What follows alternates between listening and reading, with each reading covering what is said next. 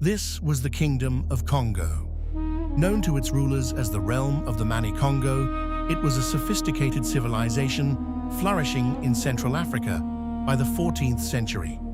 Its capital, Kongo, stood as a bustling metropolis, a center of trade, art, diplomacy, and governance. But in the late 15th century, unfamiliar silhouettes appeared on the horizon. Portuguese ships arrived on Congo's shores, forever intertwining the kingdom's destiny with the saltwater routes of the Atlantic. This was not merely an encounter, it was the beginning of a complex struggle, as Congo sought to control its own future, even on the high seas.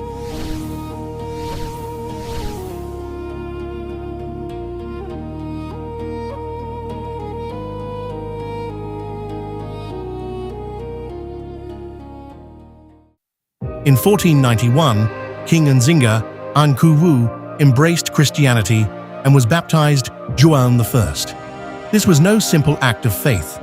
It was a calculated alliance, one meant to place Congo among the great powers of the world. Ambassadors traveled between Congo and Lisbon. Letters reached the Vatican itself. For the first time, a sub-Saharan African kingdom engaged Europe as an equal on the diplomatic stage.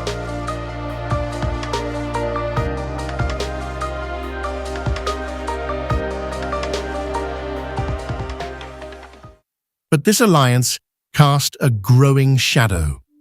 The demand for enslaved people surged across the Atlantic.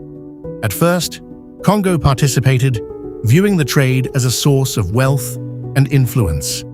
Soon, however, the scale became catastrophic, tearing communities apart and threatening the very foundation of the kingdom. King Afonso I saw the danger clearly.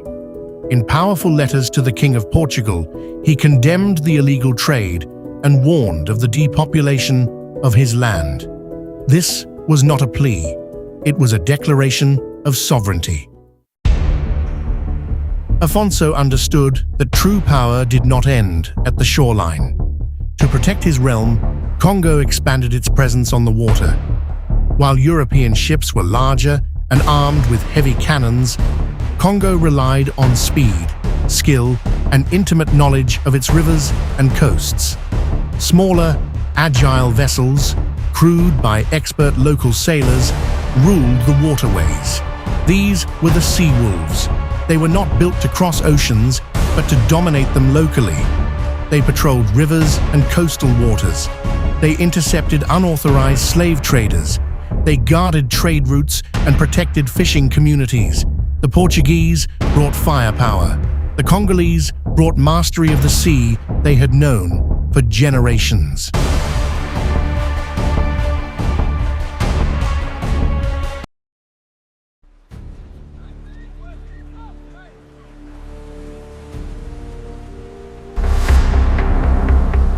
Generations later, the spirit of resistance lived on in Queen Njinga of Ndongo and Matamba. A fierce strategist and master of diplomacy, she became one of the greatest opponents of Portuguese expansion in Central Africa. Njinga turned rivers and coastlines into weapons. Her forces launched swift raids from the water, vanished into dense terrain, and struck again without warning. Canoe warriors, river patrols, and hidden strongholds allowed her to resist for decades. Her struggle echoed Congo's earlier defiance, proof that African powers were never passive. They adapted, they resisted, and they fought with every resource available to them.